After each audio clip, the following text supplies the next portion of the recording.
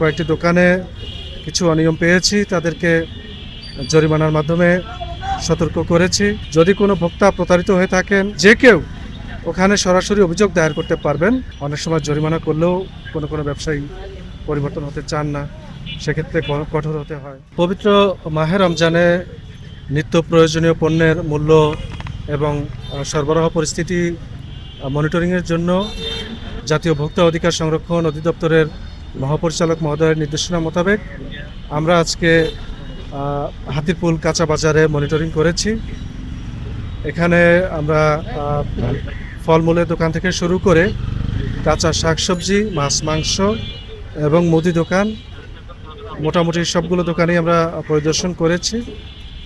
সেখানে কয়েকটি দোকানে কিছু অনিয়ম পেয়েছি, তাদেরকে জরিমানার মাধ্যমে সতর্ক করেছি।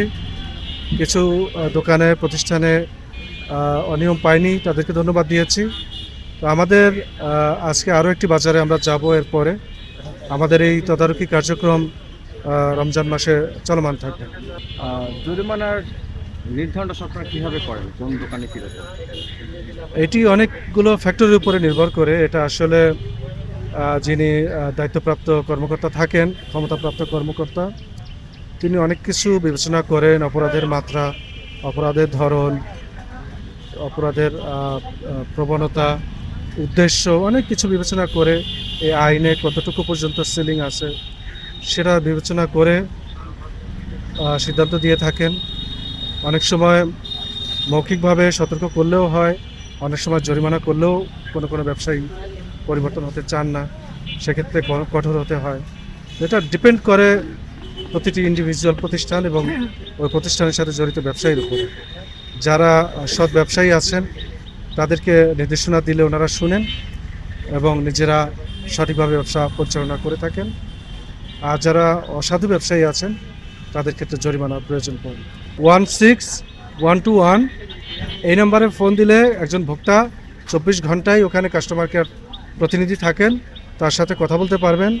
কোনো তথ্য লাগলে ওখানে জিজ্ঞেস করতে পারবেন, অভিযোগ জানানোর সুযোগ আছে, সেটা করতে পারবেন। আর সিসিএমএস সফটওয়্যার আছে আমাদের, এখানে প্রবেশ করে, গুগলের মাধ্যমে প্রবেশ করে যে কেউ ওখানে সরাসরি অভিযোগ দায়ের করতে পারবেন। যদি কোনো ভোক্তা প্রতারিত হয়ে থাকেন অথবা সংক্ষুব্ধ হয়ে থাকেন, তিনি ওই পণ্যের ক্রয় রসিদ সহ ক্রয়ের 30 দিনের মধ্যে ওই সিসিএমএস সফটওয়্যারের মাধ্যমে অভিযোগ দায়ের করতে পারবেন। এছাড়া সরাসরি গিয়ে অভিযোগ দায়ের করতে পারবেন। ইমেলের মাধ্যমেও অভিযোগ দায়ের করা যাবে।